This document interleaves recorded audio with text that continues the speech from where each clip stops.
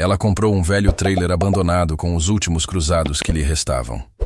Ele pensou que seria apenas um abrigo improvisado para seus 5 filhos, um esconderijo no meio da floresta. Mas ao limpar o chão podre, ouviu um som vindo de baixo da terra. Um som que mudaria para sempre o destino da sua família.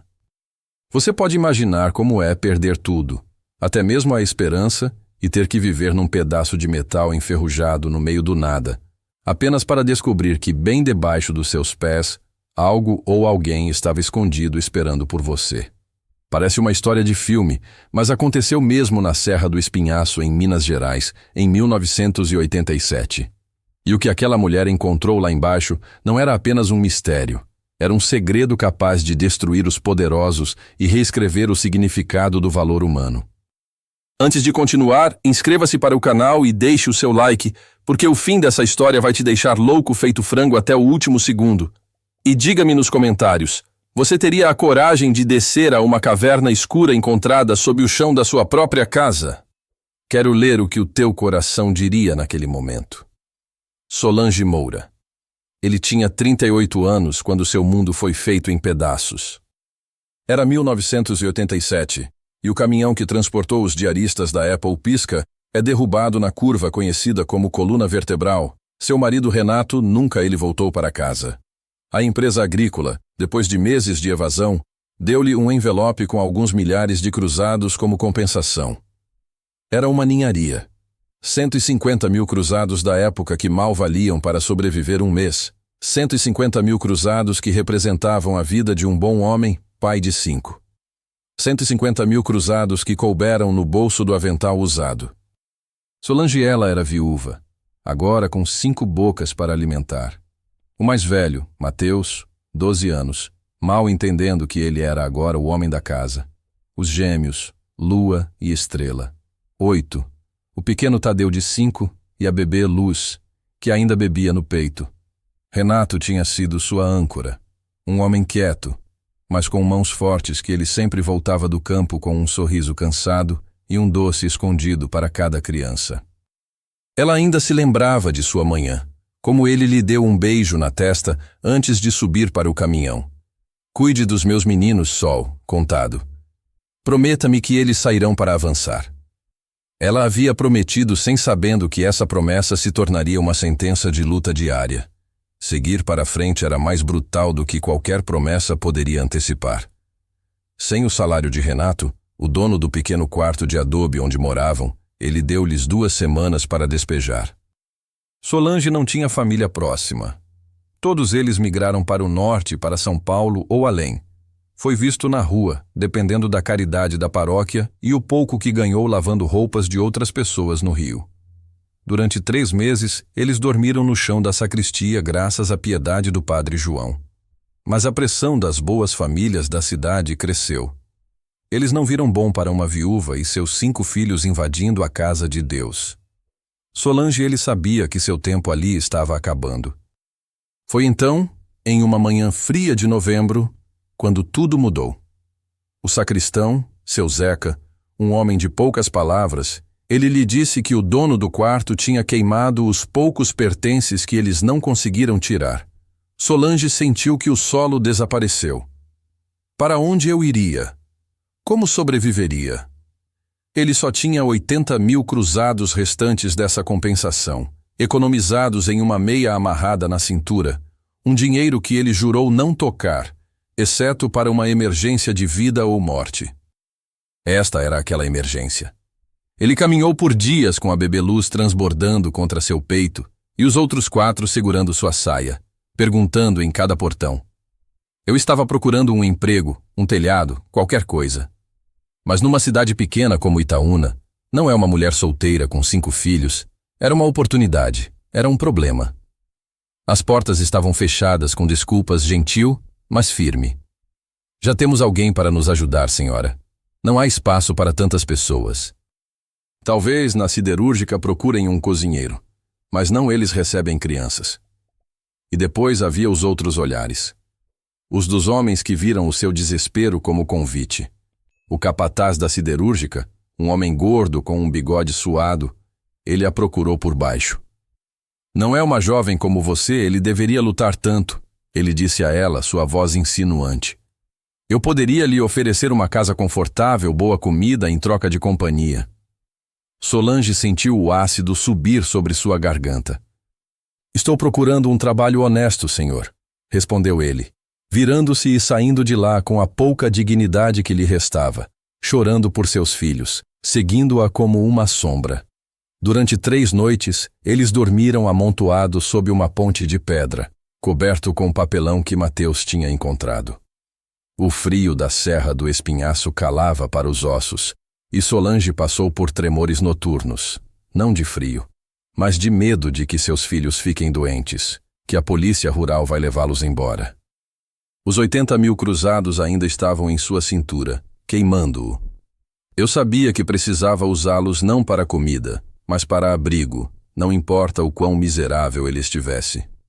Estava em uma tarde cinzenta, quando o vento soprava poeira e agulhas de pinheiro, do que Solange ele entrou no supermercado Minas Pão para comprar 1 quilo de milho e alguma manteiga, usando as últimas moedas soltas que eu tinha.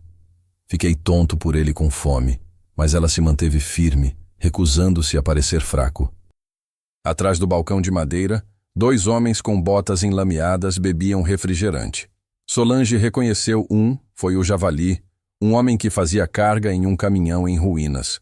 O outro era um estranho, um comprador de madeira. Aquele depósito ainda está lá apodrecendo, o Javali disse limpando a boca. O dono, aquele gringo louco, George, morreu há anos e ninguém reivindicou. O município ele quer removê-lo, mas está lá no fundo da floresta. É mais difícil para eles movê-lo. E quem iria querer esse lixo no córrego seco? Esse trailer está mais picado do que um queijo. Dizem que o gringo George, eu gostava de coisas estranhas. Ele simplesmente desapareceu assim. O Javali continuou. Eles estão pedindo 100.000 cruzados pelo puro direito de ocupação do terreno. Mas aposto que se alguém chegar aos 50, eles dão a eles como tal para não movê-lo. O lugar está amaldiçoado, eles dizem. Longe de tudo, só funciona para quem já não tem nada a perder. Solange sentiu que seu coração estava lhe dando um capotamento. Um trailer, por 100.000, talvez menos. Ela tinha 80. Seria possível? Ela se aproximou dos homens, seus passos firmes, embora seus joelhos estivessem tremendo. Com licença, senhores. Sua voz saiu mais clara do que eu esperava. Estou ouvindo falar daquele trailer na floresta. Onde é que está exatamente? Os 2 homens olharam para ela surpresos. Seu Elias, o dono da loja, saiu de pesar o milho. Senhora, o Javali começou com meio sorriso. Não é isso lugar para uma mulher e menos ainda com crianças. Fica a 5 quilômetros da estrada principal na floresta perto do córrego seco. O trailer está em blocos de cimento, mas o chão está podre. Não tem portas. Janelas estão quebradas e as pessoas contam coisas, acrescentou o outro abaixando a voz. Dizem que o gringo George não morreu. Eles o mataram por dívidas de jogo, e isso à noite eles ouvem barulhos estranhos, como se ainda estivesse lá cuidando do seu. Ninguém se aproxima depois do pôr do sol. Solange engoliu, mas não apareceu temer. E se alguém oferecer 80.000 cruzados, você acha que eles vão aceitá-los? O Javali soltou uma risada curta. Senhora, essa coisa não vale a pena nem mesmo 10, mas se você tiver o valor de vá morar naquele ninho de vermes, eu também a levo até a secretária do município. Garanto-lhe que aceitam com só para tirá-lo dos livros dele.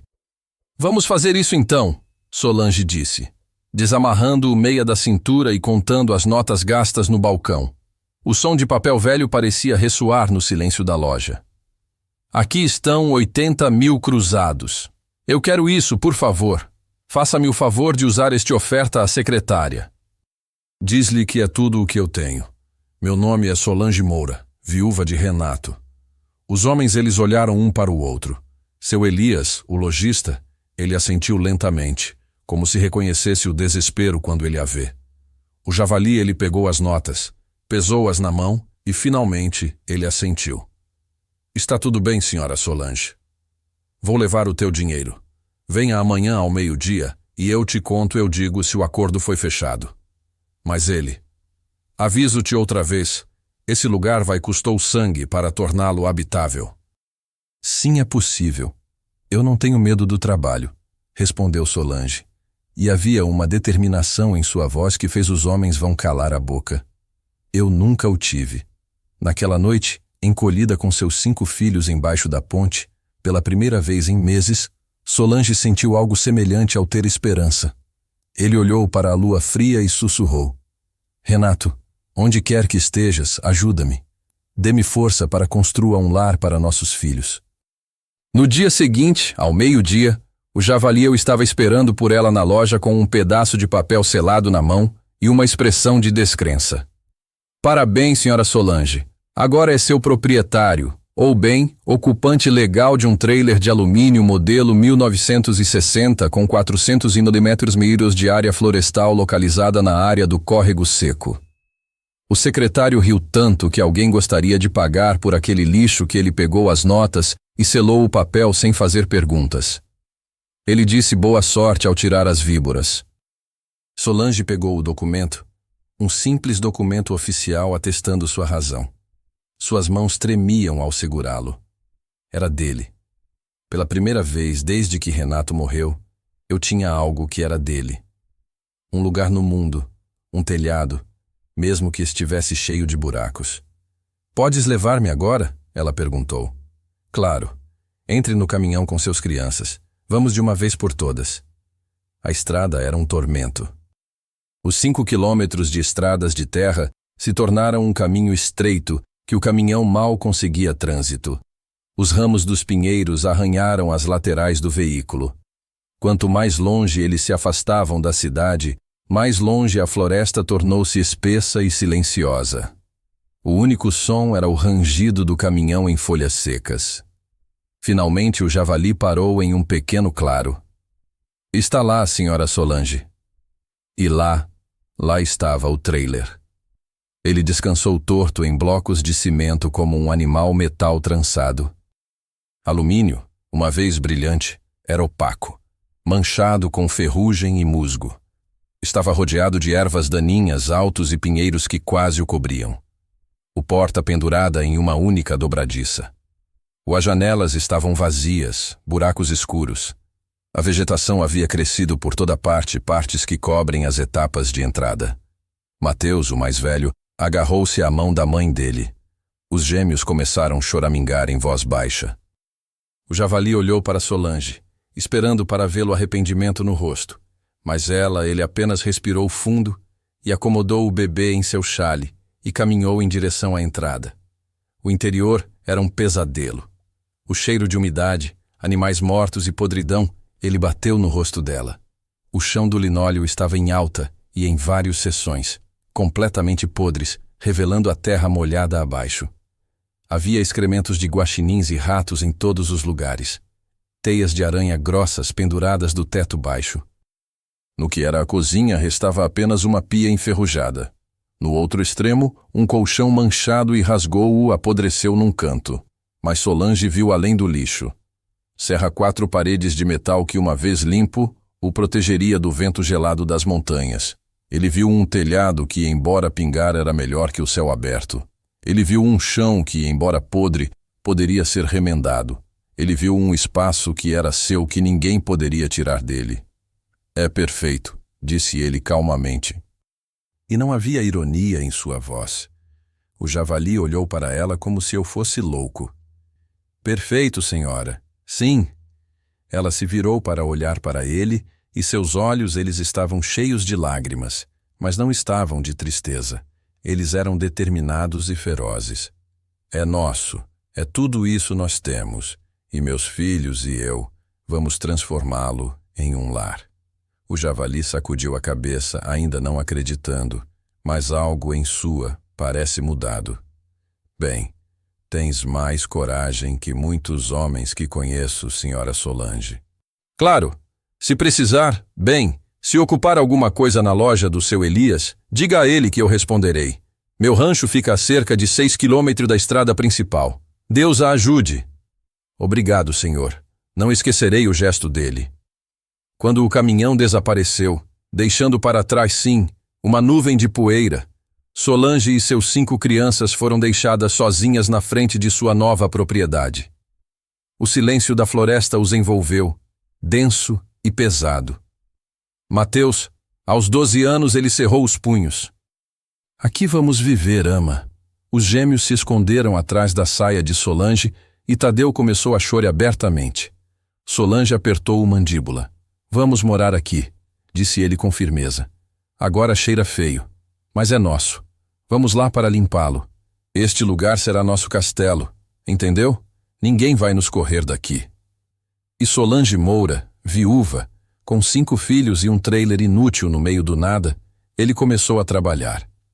Os primeiros dias foram uma batalha contra a sujeira e o abandono. Solange acordou antes do amanhecer e ele trabalhou até seus músculos eles gritaram. Primeiro, ele tirou o colchão podre, arrastando-o sozinho em direção à floresta com náuseas pelo cheiro. Então, com um galho que encontrou, começou a varrer. Ele varreu quilos de excrementos seco, ninhos de ratos, folhas e lixo que o gringo George tinha ido embora. Mateus ele ajudou, seus bracinhos lutando com o peso do lixo. Os gêmeos, uma vez que o susto inicial acabou, eles foram enviados para o córrego seco, que por felizmente ainda tinha um fio de água limpa a quase meio quilômetro. Eles vieram e foram com potes de papel alumínio enferrujado carregando água. Solange usava aquela água e um pedaço de suas próprias roupas para lavar cada centímetro do interior. Ele esfregou as paredes de alumínio, a pia, o teto. O cheiro de mofo ele não estava indo embora. Mas o cheiro de podridão, ele começou a ceder. Para cobrir os buracos das janelas, usavam o mesmo papelão que eles costumavam dormir embaixo da ponte. Para a porta, Mateus encontrou algumas tábuas velhas na floresta, e Solange, usando um fio enferrujado, ele conseguiu protegê-lo de forma rudimentar. Não fechou bem, mas pelo menos foi uma barreira contra a noite. Para os buracos maior no chão, ele usou pedras planas que encontraram no riacho, preenchendo as lacunas com lama e folhas de pinho, criando um piso irregular, mas aceitável. À noite todos dormiam juntos no canto mais seco, em muitas folhas secas de pinheiro, que estavam lá coletado, coberto com o único cobertor que eles tinham. Solange por pouco eu dormi. Seu corpo dolorido, ouvindo os ruídos da floresta, os coiotes uivando ao longe, o vento batendo forte no metal.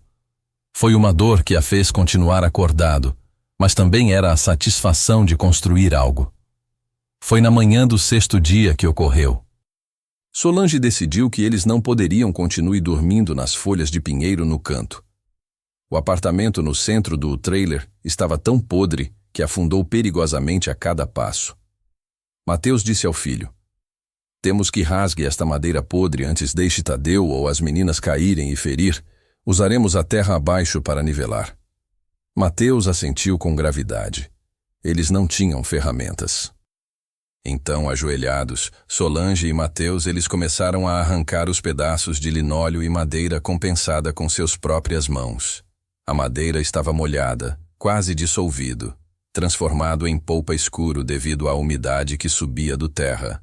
Foi um trabalho nojento e as mãos estavam cheias de farpas, mas eles continuaram avançando, retirando pedaço após pedaço, jogando-os para fora do trailer. A lacuna que eles estavam abrindo mostrou a terra escura e as vigas metálicas do chassi do trailer. Eles estavam trabalhando perto do centro, movendo-se em direção ao que era a cozinha compacta. É quando os dedos por Solange eles bateram em algo que não era terra macia ou metal enferrujado. Era madeira. Madeira maciça. Solange se parou. Mateus, espere. Seu coração começou a bater mais rápido, sem motivo aparente. Ele se ajoelhou e começou a cave com as mãos, removendo o polpa de madeira podre e solo molhado que se acumulou. E ali, alguns centímetros abaixo do nível original do piso, instalado entre 2 vigas de chassi, havia algumas tábuas de madeira.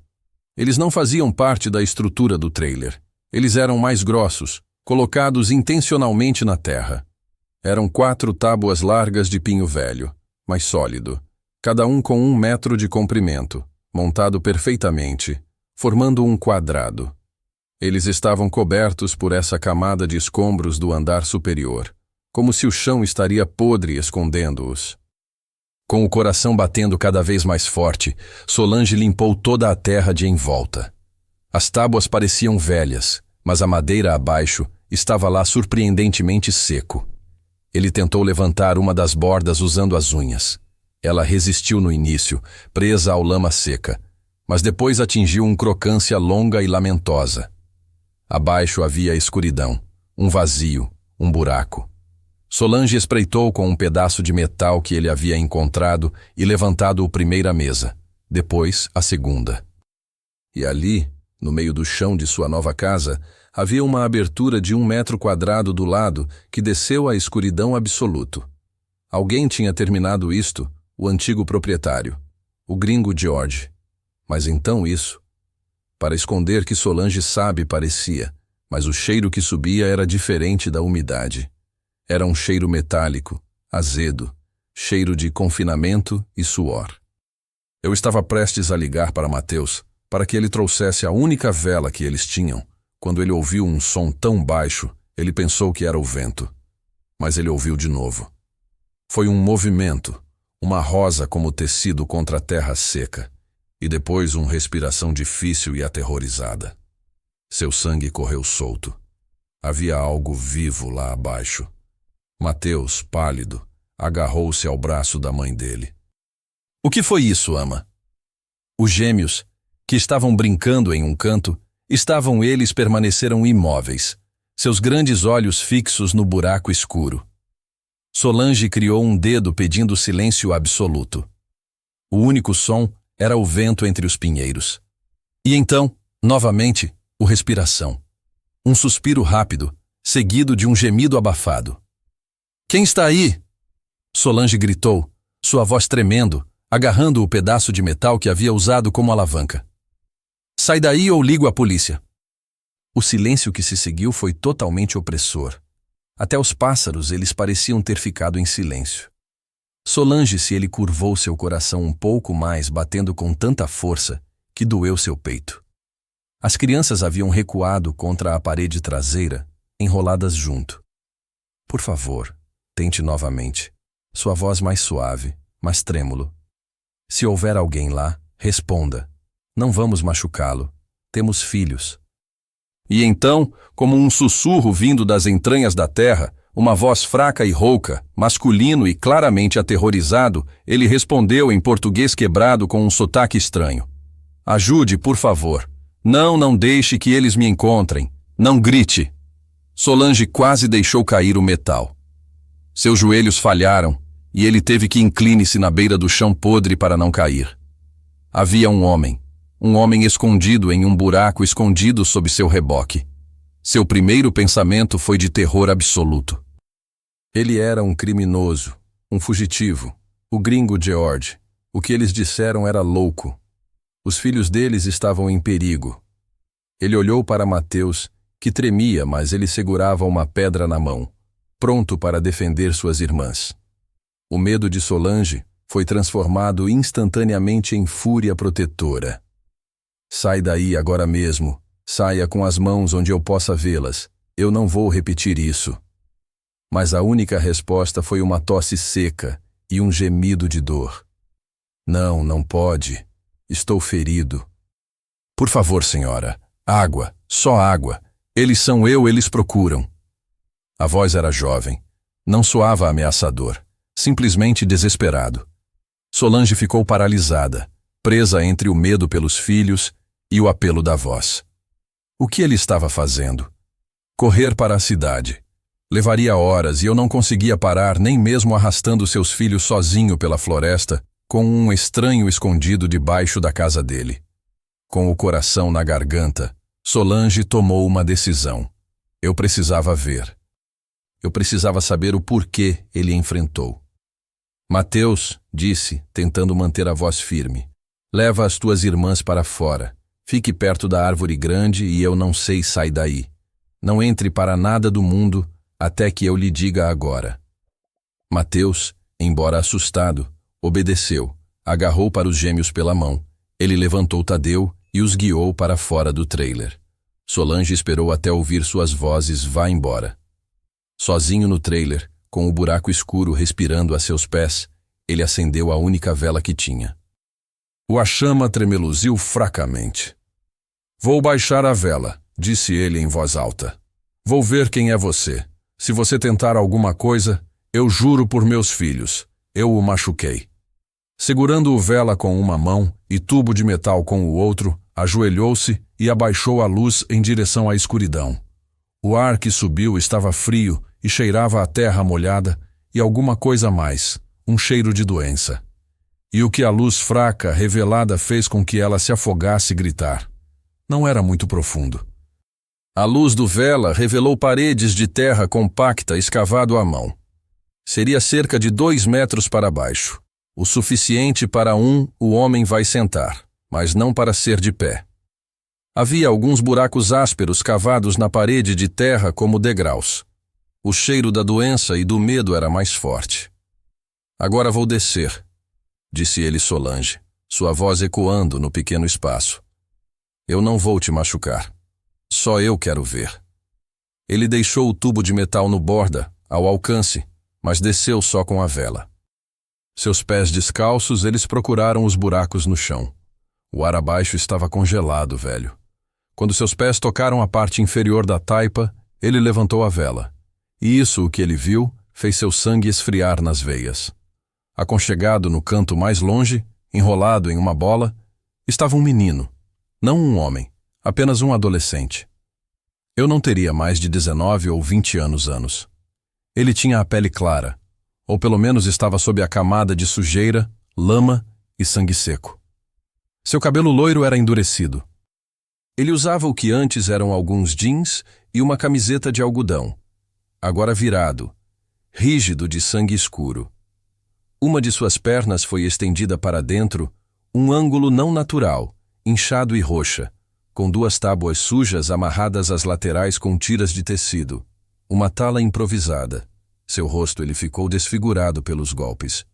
O olho foi completamente fechado pelo inchaço. Seu lábio dividido e suas mãos foram destruídas, suas unhas quebrados, nós dos dedos crus, como se eu tivesse tentado acabar com eles, mas seus olhos, o único olho visível, estava aberto, exorbitante, fixo em ela, com tanto terror puro, então animal. Solange sentiu uma pontada no estômago. Santo Deus! Ele sussurrou Solange, sentindo que lágrimas eles brotaram. Pelo amor de Deus, rapaz, o que você faz eles fizeram? O jovem tremeu tanto violentamente do que seus dentes eles riram. Ele encolheu ainda mais contra a parede de terra, levantando suas mãos despedaçadas como se quisesse se proteger. Não, eu não entregar, ele implorou. E a voz dele era um grasnido rouco, o português quebrado por um sotaque americano inconfundível. Por favor, senhora, pelo amor de Deus, não deixe que me encontrem. Eles vão matar. Juro que me matam. Eu prefiro morra aqui. Solange sentiu que seu coração estava partido. Ele não era o gringo George. Ele não era um assassino. Ele era uma criança. Um gringo perdido e aterrorizado, escondido no subsolo como um animal ferido. O medo que ele sentia por as crianças ainda estavam lá, mas agora estavam misturado com compaixão avassaladora. Acalme-se, disse ele suavemente. Saindo, agache-se lentamente para não assustá-lo a avançar. Não vou entregar você a ninguém. Não eu vou te machucar. Eu juro pela vida dos meus 5 filhos. Eu juro. O menino olhou para ela. O terror em seus olhos, luta saudável, um vislumbre de ter esperança. Quem? Quem é você? Meu nome é Solange. Solange Moura. Acabei de me mudar para este trailer de algumas horas atrás hoje. Ele mostrou as mãos sujas com lama e madeira podre. Eu não sabia que alguém estava aqui. Ninguém me disse nada. O menino, ele piscou confuso. Este lugar foi abandonado. Eu estou aqui há muito tempo. Bem, já não está lá abandonado, disse Solange com firmeza. Agora é meu. É a minha casa. E como você chamas?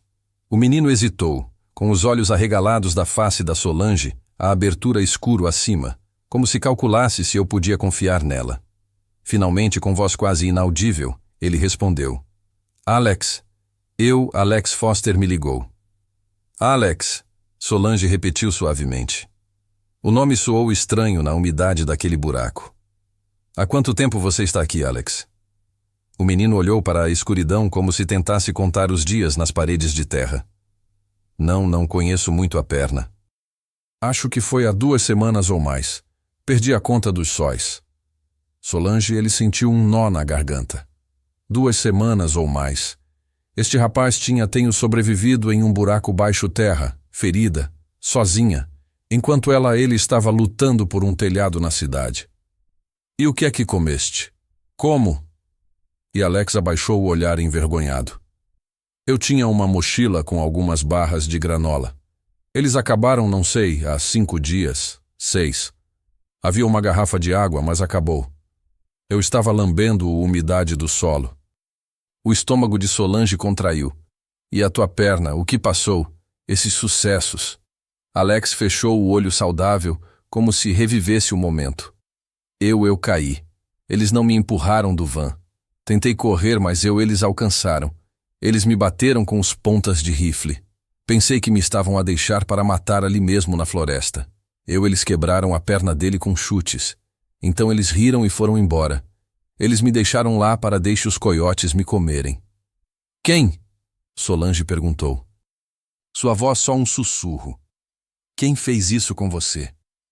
O terror voltou ao rosto de Alex, tão intenso que Solange deu um passo para trás. Eles, os homens do Coronel Arthur, os guardas da siderurgia, a siderúrgica, o mesmo lugar onde o capataz fez dele aquele proposição indecente. Solange sentiu um frio que não teve nada a ver com o frio do buraco.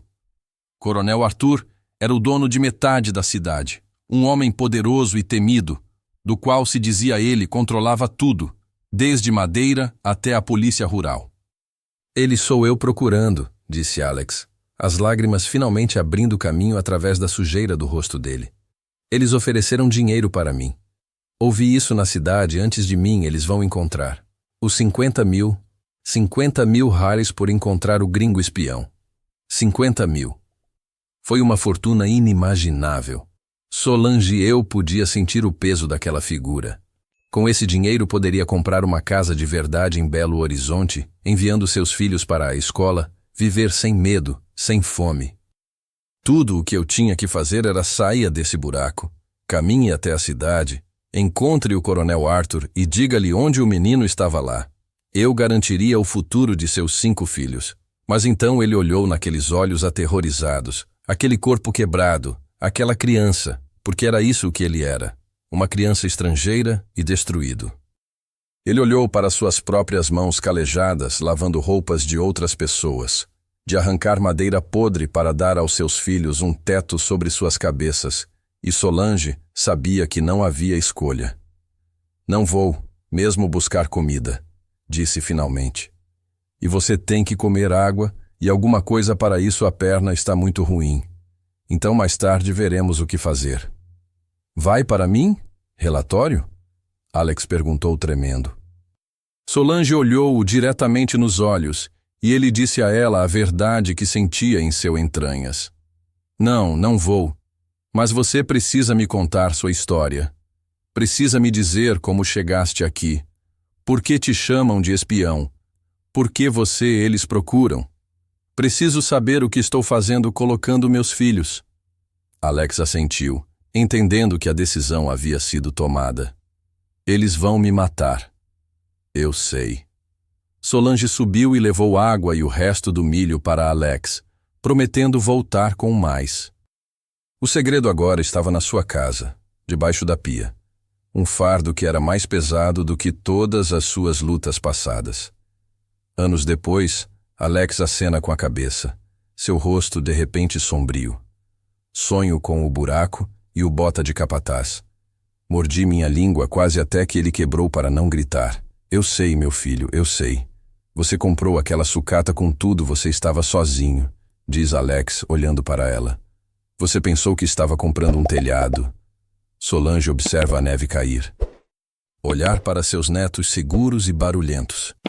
Olhe para o homem cuja vida ele salvou e que, em troca, ele salvou toda a sua família patrocinando seu asilo nos Estados Unidos. Não, diz ela, com os olhos cheios de uma clareza obtida com esforço. Eu comprei algo melhor. Comprei a oportunidade de ensine aos meus filhos que a vale mais grama de valor superior a 1 tonelada de temer. Comprei o direito de poder chama-me mesmo a tua mãe. E você? O que achaste que foi a decisão da solidão? Era louco? Foi bravura? Ou era simplesmente o que uma mãe deve fazer?